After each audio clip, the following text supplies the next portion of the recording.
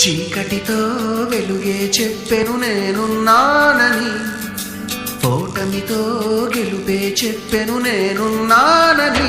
నేనున్నానని నీకే కాదని, నిన్నటి రాతని మార్చేస్తానని.